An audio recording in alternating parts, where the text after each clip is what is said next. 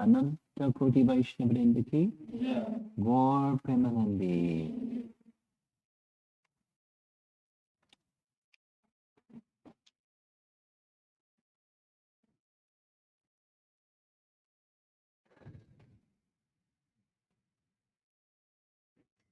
Seemed like a long time ago, but it wasn't so long ago. A group of us went to Haridwar, Rishikesh, and Badrinath. At least some of us made it to Badrinath. There was a group of devotees in a bus that made it halfway there. They had to stop because of mudslide. The police were blocking the roads. And they were in the bus for 28 hours. I don't know what they did for 28 hours. And then they had to go back because they couldn't clear the mudslide. But some made it.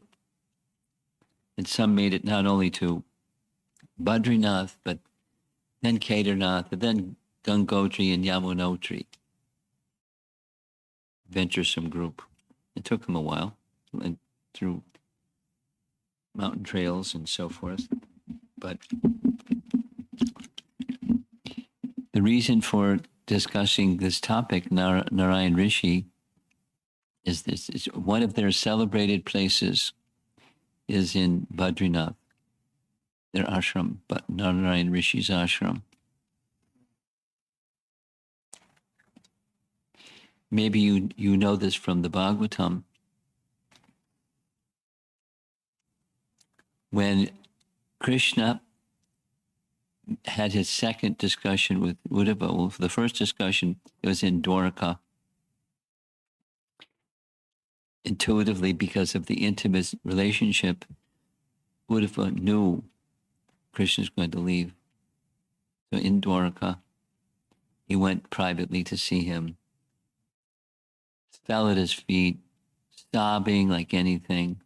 Please don't leave me, take me with you. And that's the circumstance of Uddhava Gita, 11th canto, many chapters, Uddhava Gita. But Krishna hadn't left yet. Then later there was a plan without all the in-between details at Prabhas.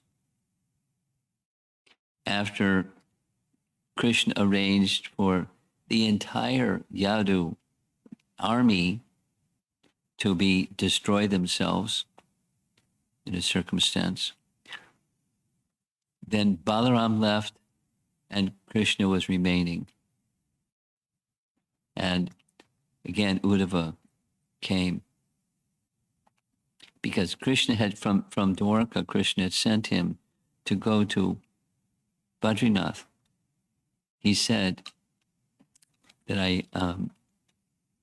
when I appeared in this world, one of the places I wanted to give my association was to Nara Narayana Rishi and their associates in their ashram, but I didn't go. So you please go on my behalf. Carry my message, all this message that he had spoken at Uddhava Gita. And he got part way there, but he didn't make it. He came back. He was feeling too much separation. And that's where he met Krishna at Prabhas.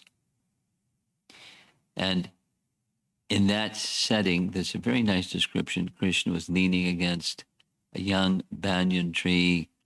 Maitreya just happened to be there and hear the whole discussion between Krishna and Uddhava. And again, nice discussion, and Krishna sent him again. Please go to the ashram of Nara Narayana in Badrinath and carry my messages. Give my association through you. So he left. And he eventually made it. So this is a nice painting of Nara Narayana Rishi. And there's, of course, Narada Muni and many other sages.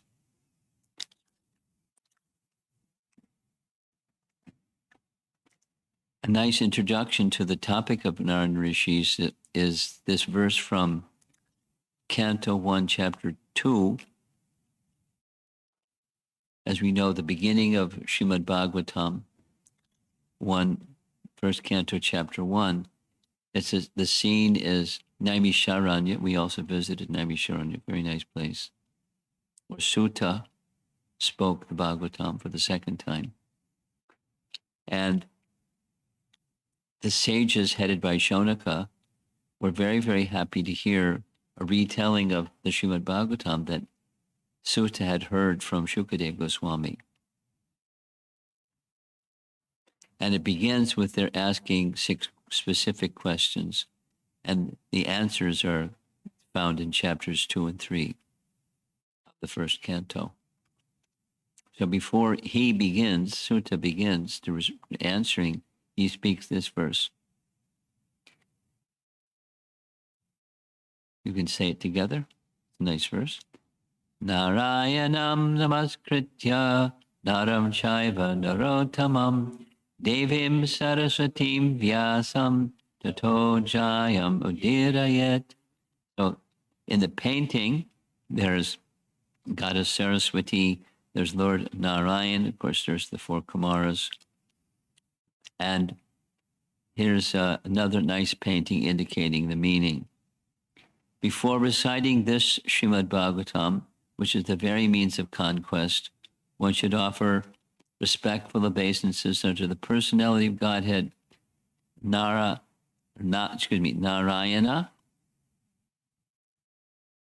unto Nara Narayana Rishi, the supermost human being, unto Mother Saraswati, goddess of learning, and unto Srila Vyasadeva, the author.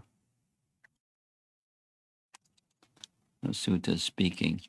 In Prabhupada's comment in a lecture he gave in 1972, not on this verse, but the message of this verse, as soon as people are misled in their occupational duty, I will take my incarnation, Sri Nara Narayana.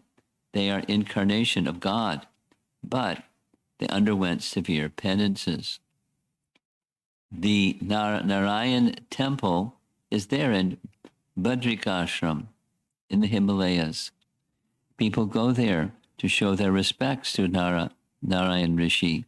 So God or his representative comes always to help us, to deliver us from the wrong path of sense gratification. A little bit of the background of their appearance. This is a carving. Narayana is on the left and Nara is on the right. This is a carving from very old days, and a more modern, not so modern, but more modern painting, where it's stated, first canto, chapter 3, verse number 28. Nara Narayan, Kurma, and Rishabh display detachment. This is a section of the first canto, chapter 3, describing incarnations of the Lord. And there's specific features of these 3: detachment. Kurma,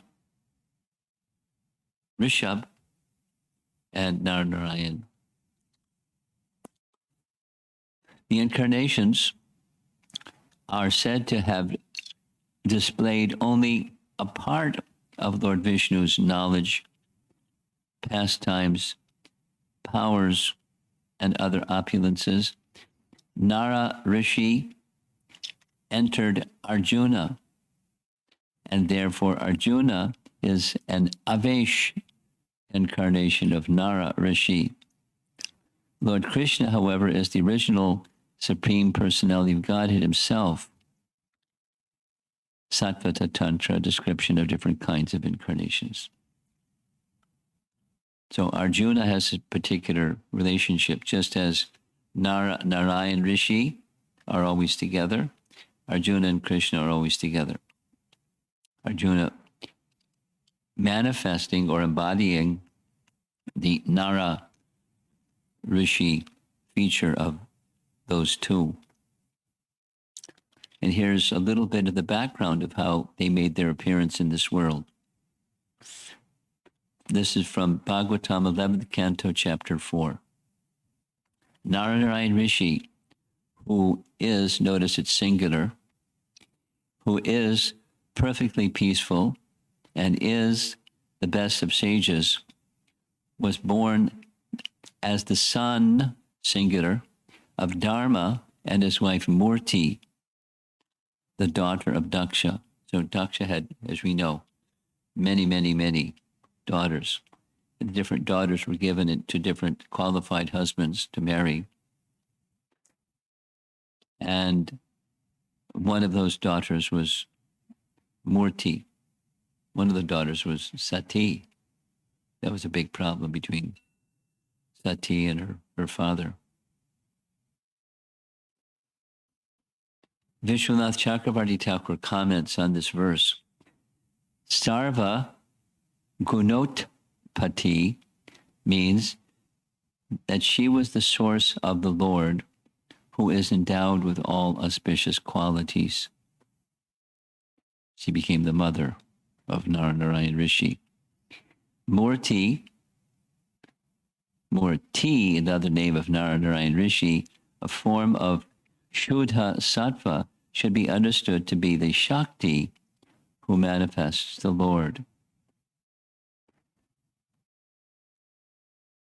Nice? So she's not just a jiva, she's in the category of Shakti Tattva. And from the second canto Bhagavatam, there's in chapter 7 of the second canto, there's another place where there's a list of avatars. The Lord appeared as Narayana and Nara in Murti, the wife of Dharma. Two forms were born. The forms possessed extraordinary power of austerity. Again, it's the feature of these two personalities, although the two personalities are sometimes identified in the singular, sometimes identified in the plural. Two forms, one entity. That's one way to look at it. Canto 4, Chapter 1. On the occasion of the appearance of Nara Narayana, the entire world was full of joy. Everyone's mind became tranquil, and thus, in all directions, the air, the rivers, and mountains became pleasant. There's just a collection of different places, primarily from the Srimad Bhagavatam, where Nara Narayana Rishi are mentioned. Same Canto 4, Chapter 1. In the heavenly planets, bands began to play, and they showered flowers from the sky. The pacified sages chanted Vedic prayers. The denizens of heaven, known as the Gandharvas and Kinnaras, sang.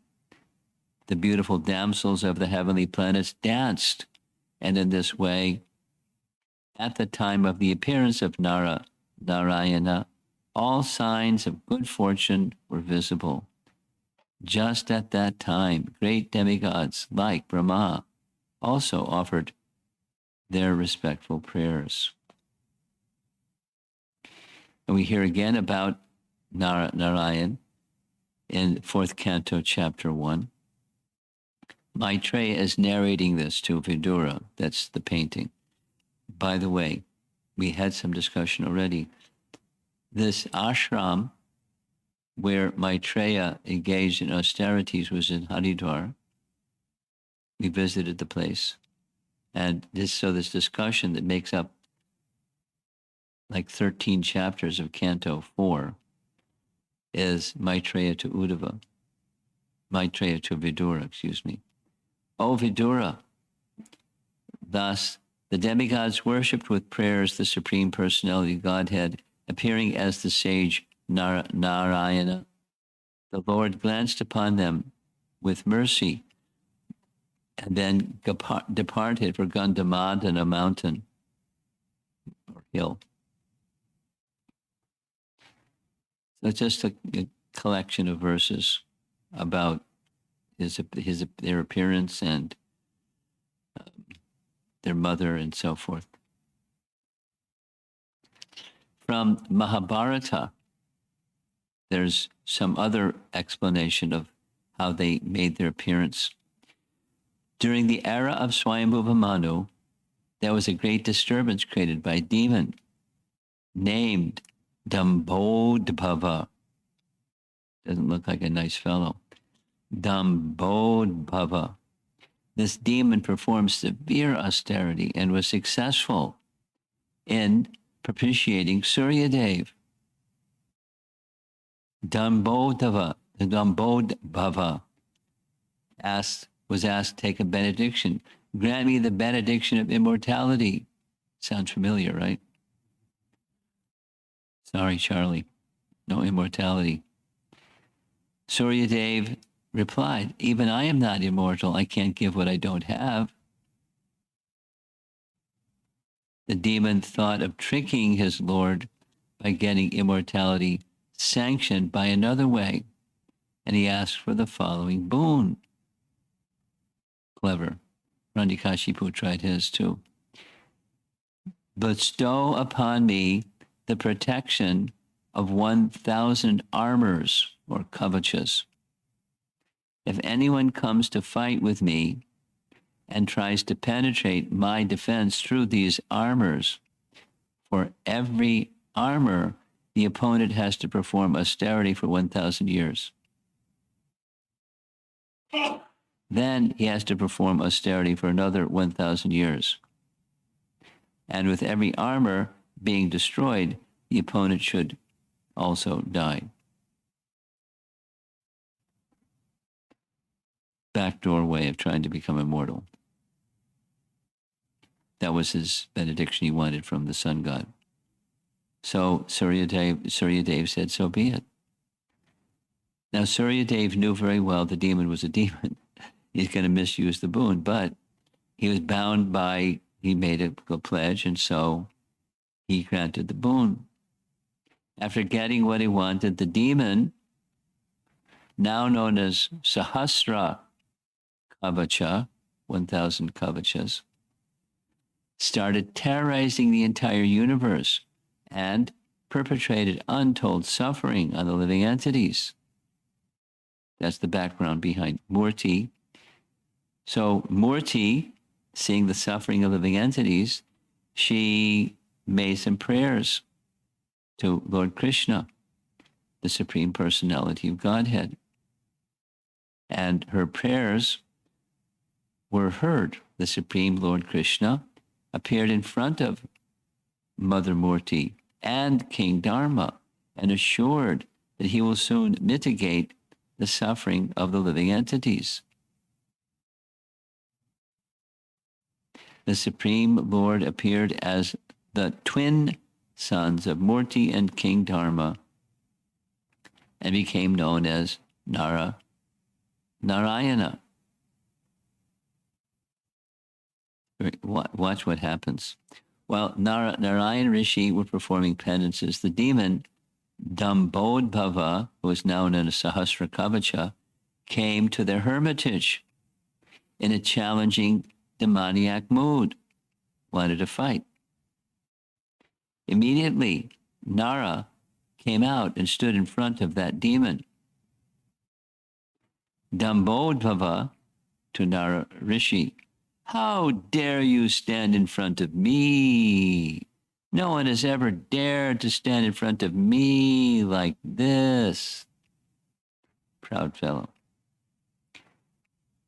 Do you know that I am protected by 1,000 armors, and as long as these armors are there, I am invincible? Moreover, the condition for every armor to be broken is that my opponent has to first perform penance for 1,000 years and then fight with me for 1,000 years. Nara said, no problem. Someone else is performing penance, and I am ready for answering your challenge right now. So they started having battle that lasted for 1,000 years. And the first armor was destroyed. But Simultaneously, Nara Rishi dropped down as if dead as part of the pastime. But guess what? Immediately, Narayana Rishi came out of the hermitage, and instead of going to the demon, he went to his twin brother, lying apparently dead, and chanted Shanjivani mantra and brought Nara Rishi back to life. He's outsmarting the demon. This time, Narayana Rishi told his brother to go and perform penance, while he himself fought with the demon for 1,000 years. And they went through this for a few times. Again, this time, after 1,000 years, the second armor was destroyed, and apparently Narayana Rishi dropped down as a matter of a pastime. This time, Nara Rishi came out, revived Narayana Rishi, who then accepted the role of performing penance for 1,000 years, while Nara fought the demon for 1,000 years. You get the pattern. This happened 999 times. When the demon had lost his armor, his last armor, the demon fled for his life. He ran away and hid himself behind his worshipable sun god. Not good enough. Narayana Rishi, the Supreme Personality of Godhead, instructed the sun god, please do not give shelter to Dambodhava. What to do? He's my devotee. Narayana Rishi became very upset with the response of the sun god. Since you have disobeyed my instruction by giving shelter to such an impostor, both you and this demon will have to take birth on earth. The personality who was then born on earth as a result of this was Karna. Ooh. That is why we see that Karna had a split personality. Yes? On the one hand, he was charitable. That aspect was derived from the sun god. When he was asked to give his armor, he gave his armor. On the other hand, he was so demoniac that he had repeatedly insulted all the magnanimous devotees, like this business of disrobing Draupadi, etc., etc., etc. He was very involved in that shenanigan. This aspect of Karna, his being proud, arrogant, and hurting others with his harsh speech, was due to his being an incarnation of Dambodhava. Interesting, huh? Karna was thus born with an armor like the demon Sahasra Kavacha, who was defeated by Nara Narayana Rishi 999 times. Since Arjuna was to fight with Karna in the Kurukshetra battlefield, Indra, Arjuna's father, was very anxious to take away Karna's armor because of the conditions associated with it. For this reason, Indra took the guise of a Brahmana and begged charity from Karna, who then cut off his armor and gave it to Indra, disguised as a Brahmana. Lord Parshuram confirmed the divinity of Narayana Rishi after Lord Krishna's peace proposal in the assembly of the Kurus. So here's that history. Having carefully listened to Karna's appeal for peace, Krishna's appeal for peace, the kings were speechless. No one could argue with anything he said. Only Duryodhana found faults with Krishna.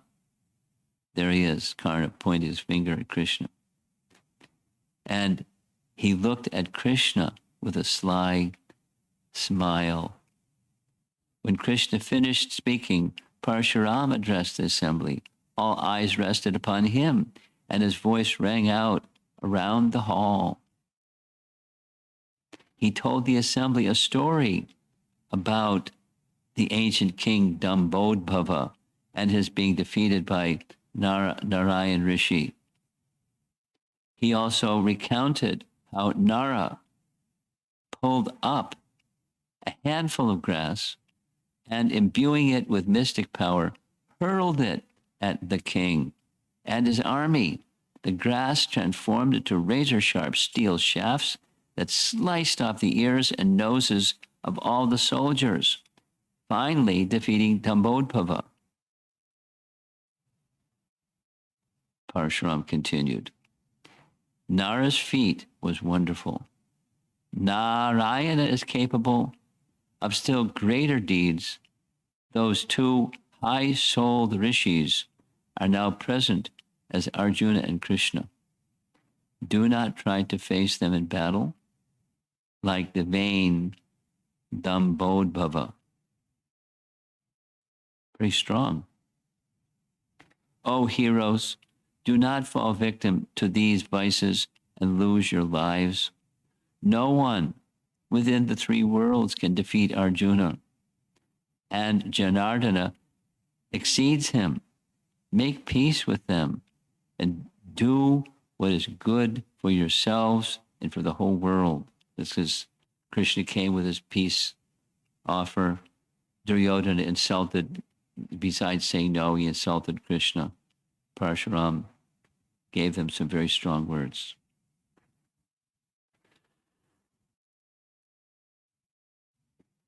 Now there's an exchange that you may know between Cupid and Nara Narayana Rishi. By the way, this whole presentation is in 3 parts, and we're only going to do the first third of the 3 parts, and then the other second third was another evening. But it's very interesting, isn't it? King Indra became fearful, thinking that Nara Narayana Rishi would become so powerful by severe penances and seize Indra's heavenly kingdom. He gets nervous like this from time to time. And then he does very, very strange things. So this time, knowing the transcendental glories of the incarnation, Nara Narayan, he sent Cupid and his associates to Badrinath. So there's the painting that shows Cupid with heavenly damsels doing their thing and trying to beguile Nara Narayana Rishi, but it didn't work. 11th Canto, Chapter 4. As the charming breezes of spring created a most sensuous atmosphere, Cupid himself attacked the Lord with arrows in the form of irresistible glances of beautiful women. Nara Narayana Rishi spoke laughingly to Cupid and his followers, who were trembling before him. Do not fear, O mighty Madana, O wind god and wives of the demigods. Rather, please accept these gifts I am offering you and kindly sanctify my ashram by your presence. When Nara Narayana Rishi thus spoke, eradicating the fear of the demigods, they bowed down their heads with shame and offered prayers. And there's a long set of prayers. So that's the, as you see in the background, that's the main temple at Badrinath, painting of it. And there's Nara Narayana Rishi, and there's the damsels, and there's their prayers. While the demigods were thus praising the Supreme Lord, the all-powerful Lord suddenly manifested before their eyes many women who were astoundingly gorgeous, decorated with fine clothes and ornaments, and all faithfully engaged in the Lord's service. Continuing, when the followers of the demigods gazed upon the fascinating mystic beauty of the women created by Nara Narayana and smelled the fragrance of their bodies, the minds of these followers became bewildered. Indeed, upon seeing the beauty and magnificence of such women, the representatives of the demigods were completely diminished in their own opulence. And continuing, 11th canto, chapter 4. The Supreme Lord of Lords then smiled slightly and told the representatives of heaven who were bowing down before him, singular, please choose one of these women. Whomever you find suitable for you, she will be the ornament of the heavenly planets. Vibrating the sacred syllable Om, the servants of the demigod selected Urvashi, the best of the Apsaras, placing her in front of them out of respect. They returned to the heavenly planets. So they were, Indra's plan was defeated, but in a very, no bloody battle, just, he displayed opulence that bewildered their mind and made them very quiet.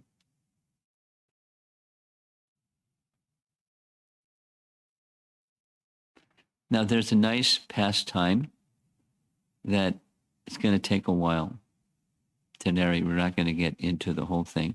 There's a little bit of background about Markandeya Rishi, and Nara Narayana Rishi.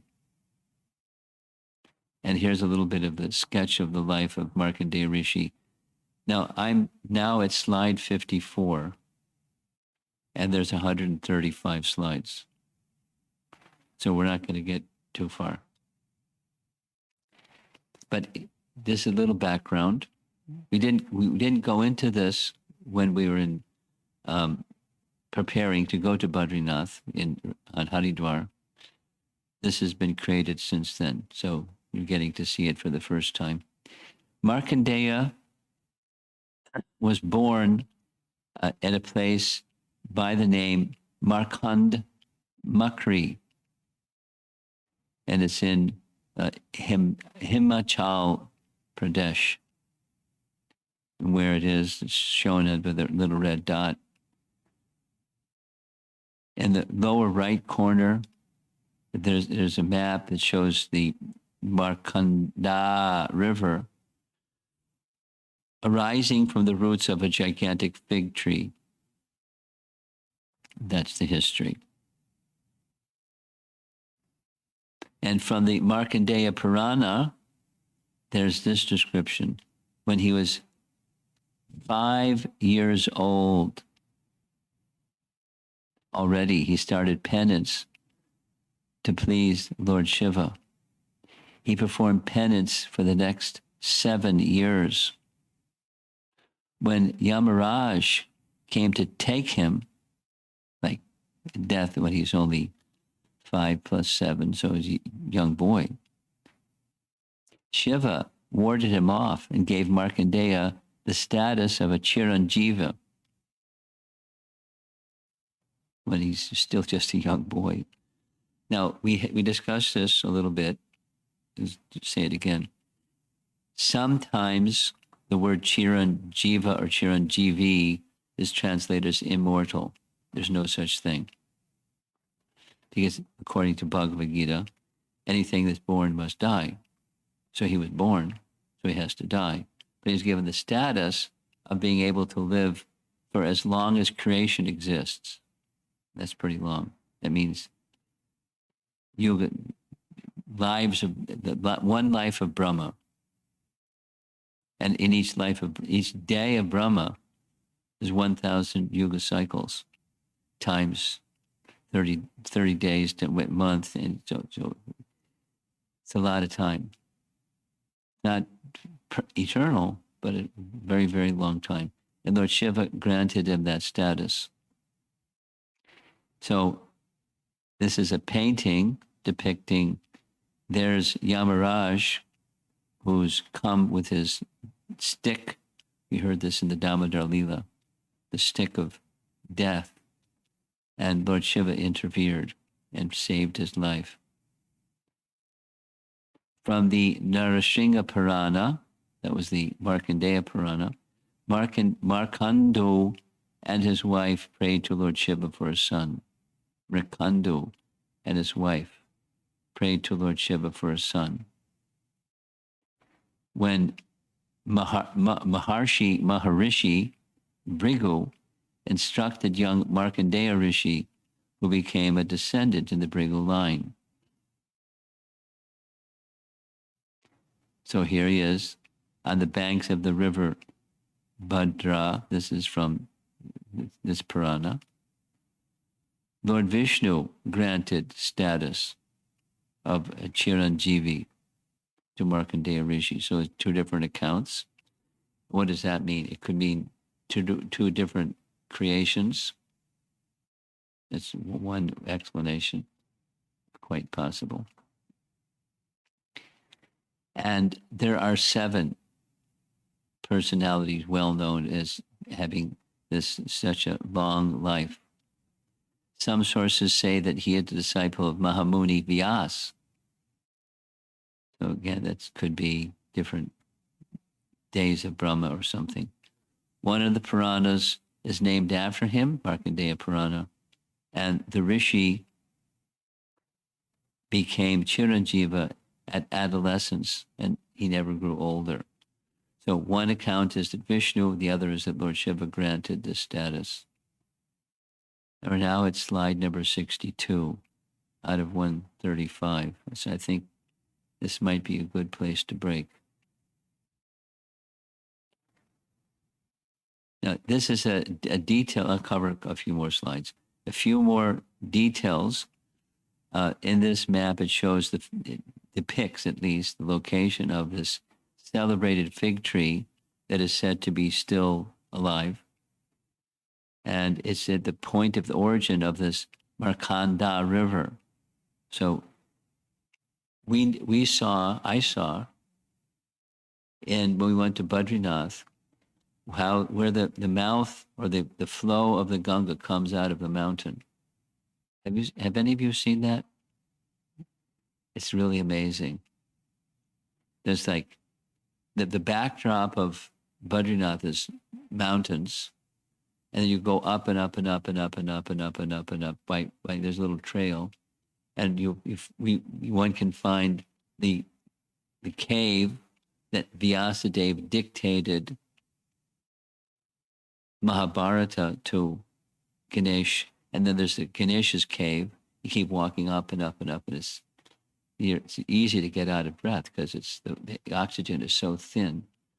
And you get up a little bit higher, and there's a big wall of mountains, and right from the wall of the mountains is this gushing flow of water. It's not just a trickle, it's a river coming out of the water. And it just keeps coming out of this mountain side. So what is it? Because, if it's glacier water, how long is it going to take for the glacier to melt? And then what happens when the glacier melts? It's not just glacier water. It's the Ganga descending from the heavenly realm. I don't know what scientists have to say about it, but it's pretty awesome. So it just, as the Ganga comes out of Badrika Ashram in that area, in Badrinath at least. So similarly, this other river comes from the ground near a fig tree. Now, I haven't seen the place, but I saw this other place, and so I take it for granted it's for real. There's an ancient temple in this very same place. At Jagannath Puri, there's a temple of Markandeya Rishi called Markandeshwara Temple. And this is a photograph of the place. The main altar of Lord Jagannath is surrounded by 8 temples called the Ashta Stambhus, And this Markandeya is one of the 8 in the perimeter of the Jagannath temple. And there's some carvings within the temple at the banks of the Wine Ganga River in Maharashtra. There's another such temple. And there's another such temple in Karnataka. And there's another such temple from Varanasi in a village named Kaiti at the confluence of these 2 rivers, Gomati and Ganga. There's another temple dedicated to Markandeya Mahadev.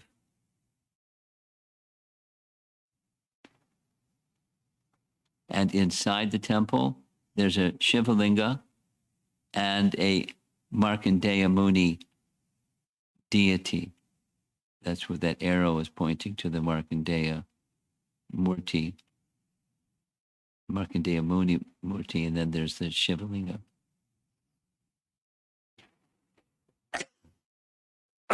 Here's a map depicting where that place is. Markandeya Rishi ashram in Chandigarh. There's another place. So I think this is the spot I want to break, because it's going to go into some further details of ashrams where Markandeya Rishi met Nara Narayana. The painting is depicting a story we're going to hear with part 2, where Markandeya meets Nara Narayana Rishi. And there's 2 possible places where that might happen. We'll hear those places, and we'll hear about the meeting of the 2.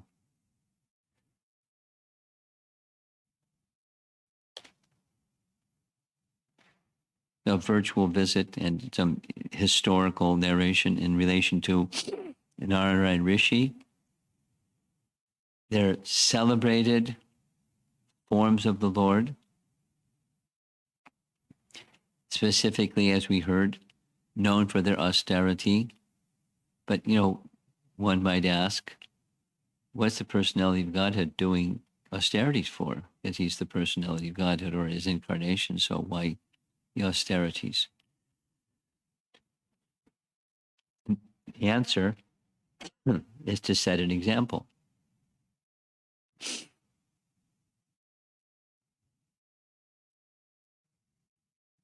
It's not that one has to do what Nara Narayana Rishi did, or the persons who reside in their ashram did, in order to achieve Krishna consciousness. But the principle of voluntarily accepting austerity for the purpose of pleasing the personality of Godhead is a principle of Vedic sacrifice.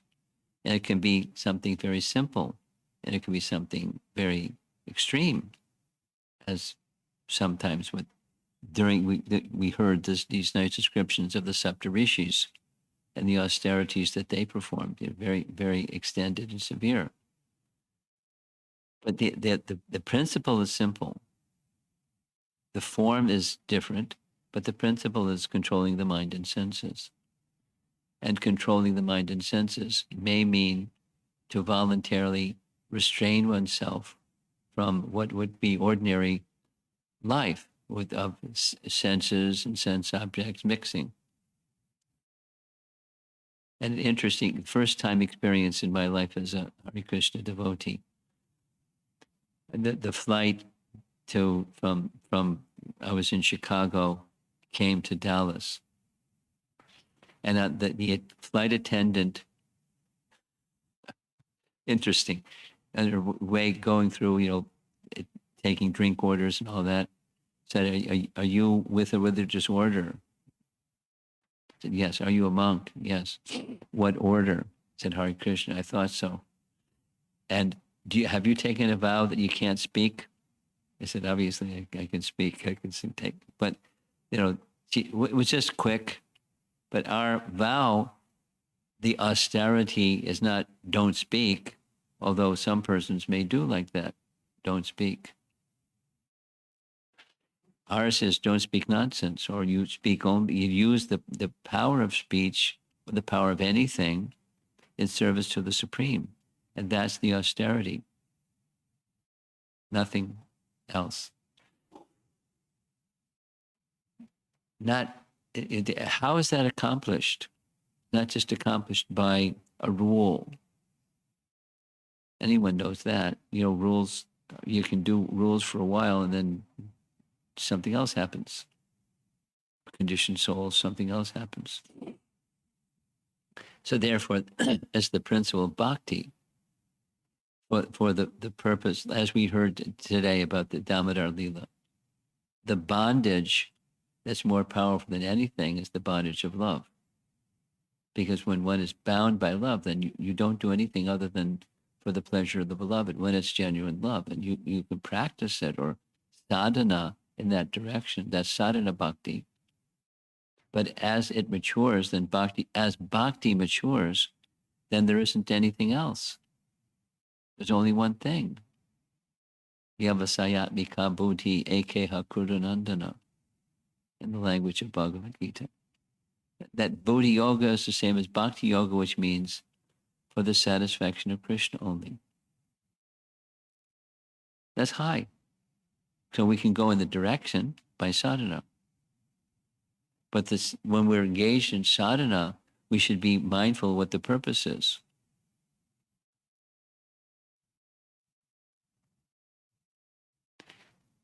Just like in the car that we rode in, Tesla has this really nice screen. You can, but you have to put in the destination.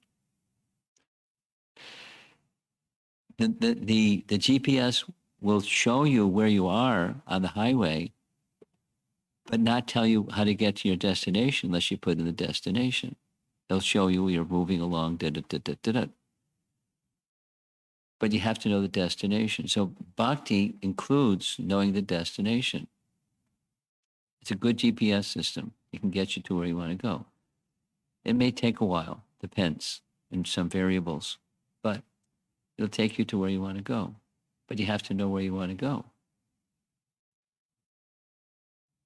That's the bond of love. When there's only one purpose behind anything, and you don't do other things. That's the austerity. The external looks like it hurts. I can't do this and I can't do that. Somebody knows. But it's not. That's liberation, freedom from material bondage. Prabhupada calls these the regulative principles of freedom. And it's pretty simple, not so complicated. You have to go to the Badrinath ashram and do austerities with the yogis there. You can do that. But there's no guarantee that they're going to be successful without bhakti. And with bhakti, then they can be successful. That's the idea. It's for a certain age and a certain spirit of persons that want those kinds of benefits.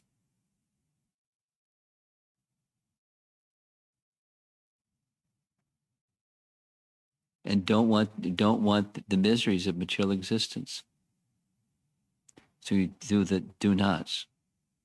But behind the do nots is the do. That's the devotion to Krishna, devotion to the Supreme. Okay, so let's see if there's some discussion.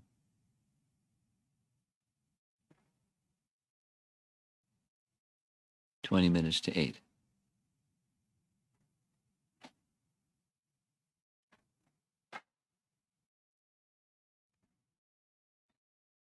Hare Krishna Maharaj. Thank you for the wonderful class. I'm still trying to digest the two personalities versus one personality. Two personality of Nara Narayana Rishi I can able to digest, but how is it one person in few situations? It's not easy to understand. But the principle goes like this.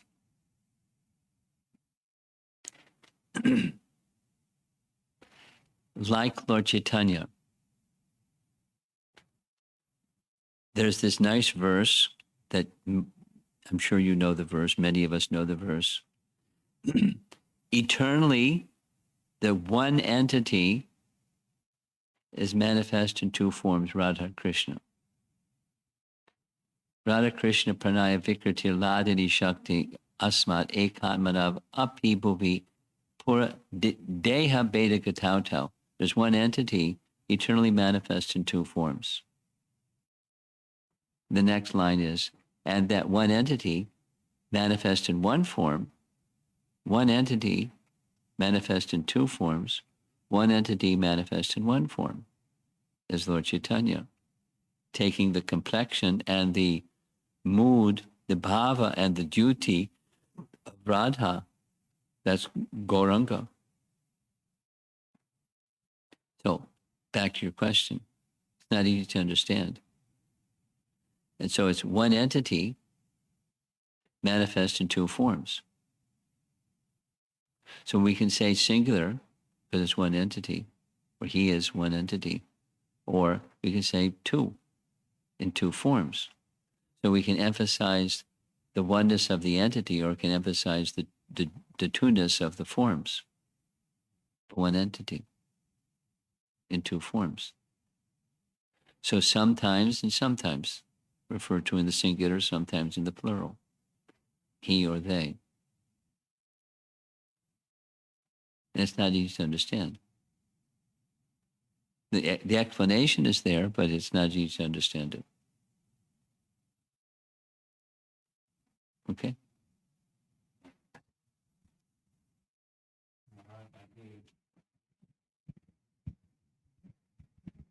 Like Lord Chaitanya, like there is Radha and Krishna both. Yes. Like a Ladini. Like two a entities female. in one form. Yeah. So in Nara Narayana, is there a female entity as well, or is there a female? No. Male, male. They both are male. Narayana and Nara. Okay. Arjuna. Yeah, that was something I didn't understand. Is that like a reincarnation, or you were saying that it's an analogy kind of thing? No. Okay. Are you referring now to Krishna Arjuna? Correct. Yeah. Okay. Yeah. Well, is Arjuna Vishnu Tattva or Jiva Tattva? Arjuna is Jiva Tattva. Is Krishna Vishnu Tattva or Jiva Tattva? He's Vishnu Tattva. So the inseparableness, wherever Krishna appears, Arjuna appears with him. They're not appearing as twins like this. You know, Narayana's twin sons of the two, the Dharma and his wife. They appeared as twins, kind of look like twins, but with different complexions. Not like that. But it's the oneness of the living entity as Narayan chronologically came before the appearance of Krishna and Arjuna, at least in this cycle of the yugas. They appeared chronologically before Krishna and Arjuna. But it's one entity in two forms, although in two different tattvas. In Arjuna, there's pastimes, very, very amazing pastimes between Krishna and Arjuna, like Arjuna marrying Krishna's sister, and how all of that happened. We narrated that earlier today or yesterday. So it's a pastime. So the two entities being one, the oneness, can have pastimes with one another. That's, is another dimension of the not easy to understand feature. So I can explain it to some extent, but it's quite beyond our grasp, the mind's grasp. How do you fit that one into your mind? It bounces. You can't get your mind around it. It doesn't fit.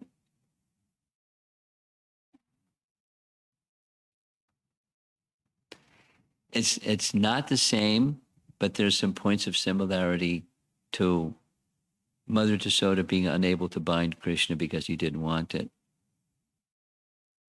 He didn't want to be bound. And then he withdrew his potencies and allowed other potencies so she could bind him. It's something like that. How there can be these two forms as if in a singular one entity. No, Shakti and Shaktiman, that's maybe a little easier to conceive of than Jiva and Shaktiman. But Jiva is just another Shakti. There's his Sarup Shakti, that's Radha, and the Jiva Shakti, that's Jiva, or Arjuna. Or at least one such intimately bound living entity, bound to the will of Krishna.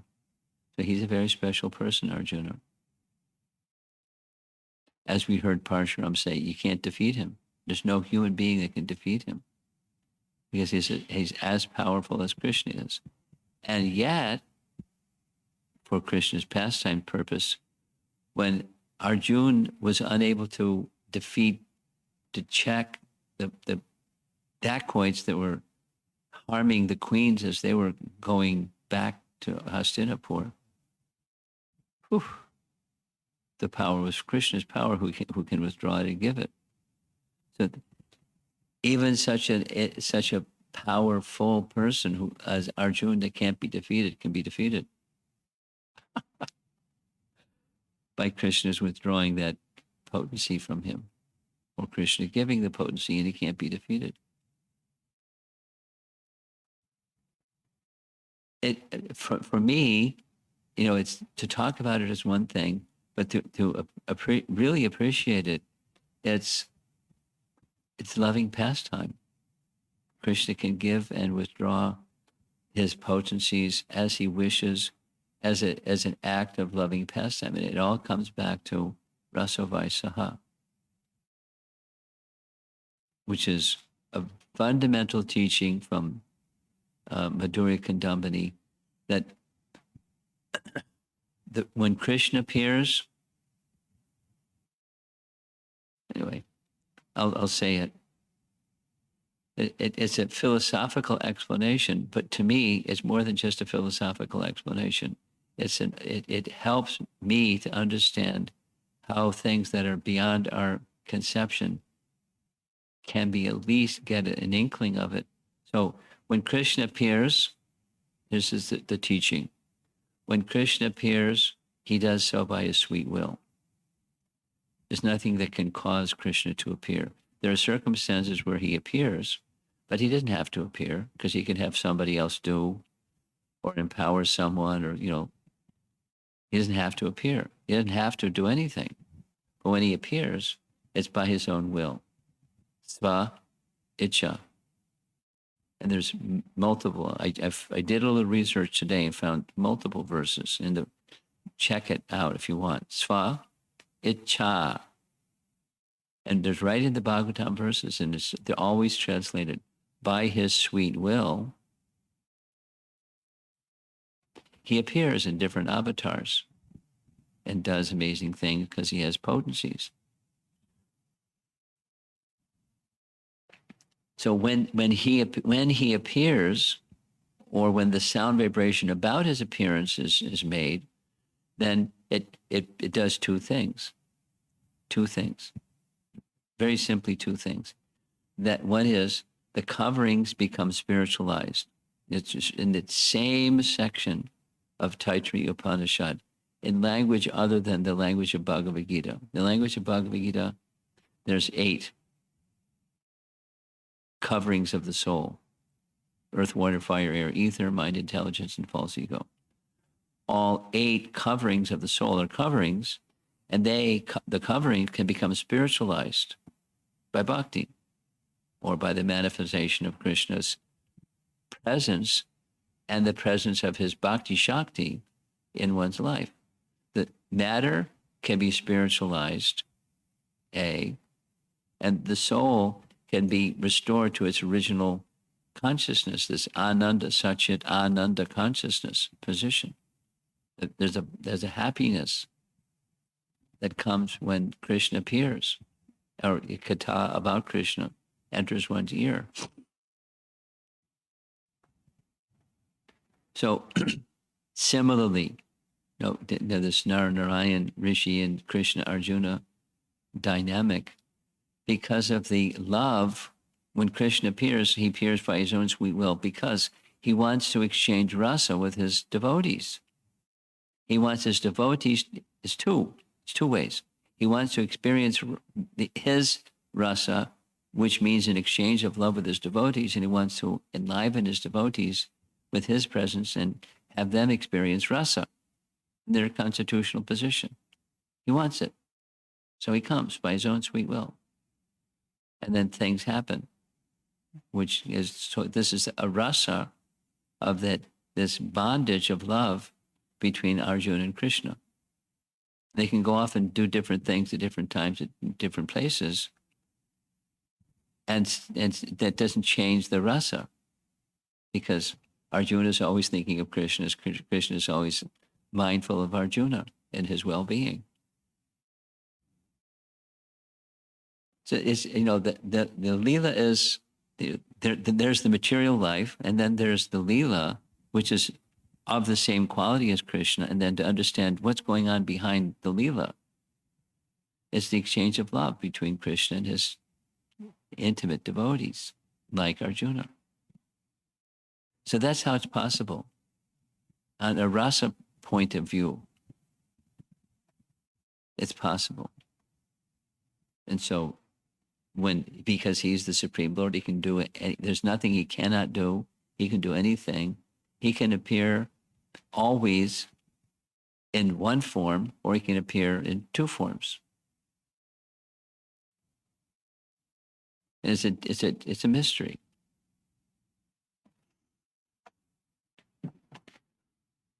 Now, how are we supposed to enter into that mystery? Hare Krishna. That's another mystery. But that's how our previous acharyas entered, through that primary means of deliverance for the sage. And they're able, because of that, they're able to not imagine, but experience and realize things that are beyond our reach. And they can reveal them to us. And they do. No, in different degrees. They reveal different things. But it's not just they're intelligent. It's they're empowered.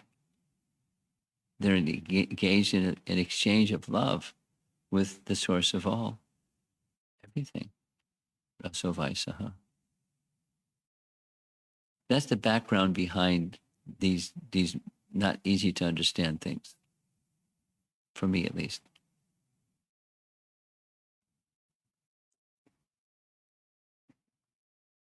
Krishna, so one more time. Krishna, Rasovaisaha. Very simple. He is rasa. And when he comes, he does of his own sweet will. Swa Icha. And when he comes, the will is, he experiences and has his devotees experience rasa. And that's that, in a nutshell, that's everything in spiritual life. And then there's details behind the essence. So Narayan is one of those details, but the essence is a loving exchange between the Supreme Lord and a jiva. In the case of Nara Narayan, known as Nara. In the case of Krishna Arjuna, known as Arjuna. And there's some very, very, very special, that's three varies, relationship between the two. And when we're hearing the exchange between the two, it's good to keep the background in mind, because there's things that happen, but there's the background behind those things that are happening, and it's the exchange of rasa between the two, because Krishna desires it for his devotee and for himself. It's two-way.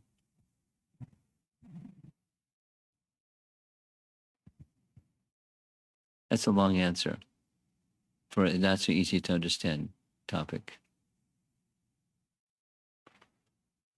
Anything else? Yeah. Who? He's an avatar. Specifically, is he a Shaktivesh avatar? I'd have to check Bhagavad Bhagavatamrita to see if he's in the category of a Shaktivesh avatar. I don't think so. I think he's my understanding, without looking it up. My understanding is he's he's not empowered as a jiva may be empowered. That's commonly how the Shaktivesh avatar concept goes. A jiva that's empowered, although it's not always a jiva that's empowered. It can be Vishnu Tattva that's empowered. But what he's noted for is austerities. So my understanding is Nara Narayana, is an angsa, or part, like a living, part of the Supreme. Not an empowered, but a part of the Supreme. Not the Supreme in fullness, that's Krishna, but a part of the Supreme. Angsa of the Supreme. But I'll double check before part 2. Now, how does Rupa Goswami know all this? He is vastly learned in the scriptures, Nana Shastra Vacharanai Kanippuno. So he doesn't say things off the top of his head, but some things are not so clearly expressed, like this question. And, he has an explanation from realization, as well as, putting this scripture and that scripture statement together. He has that power given to him by Lord Chaitanya to understand these things. So we go to him as an authority.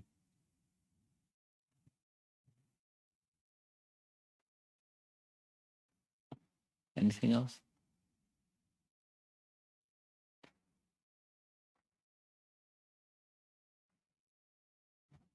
I had a conversation today with a god brother, and he, in the course of the discussion, he described to me what he's up to, and kind of like hit me with his elbow, kind of like, when you give class, because it's recorded, you have to speak. You have to speak for the audience. But there are people, there's always going to be newer people in the audience, so you have to kind of keep it, at a level that they may have to reach to get it, but at least they can get it. And then there's others that they know all those things, and so he was asking specifically, when you do this Madhurya Kandamini class, is it going to be the first one or the second one? Should I listen to the recordings? Because I heard some of them. It's just like, it's a challenge. I'm just sharing with you. It's a challenge to be able, on the one hand, to speak to the audience, but also persons that have been around for a while, how to help them understand something that's a little deeper. It's a challenge of a speaker.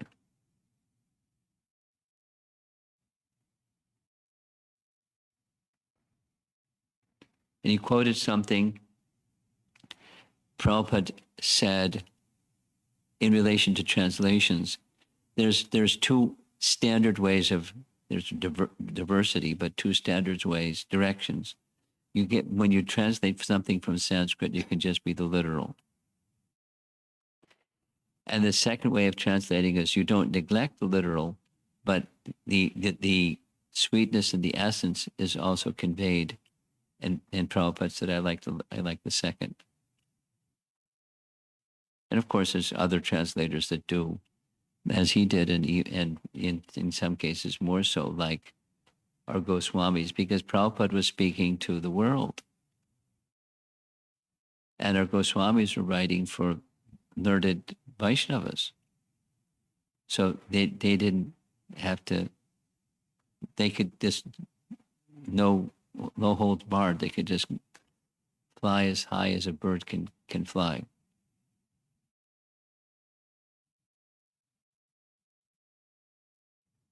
Bhaktisiddhanta's writing and speaking was like that.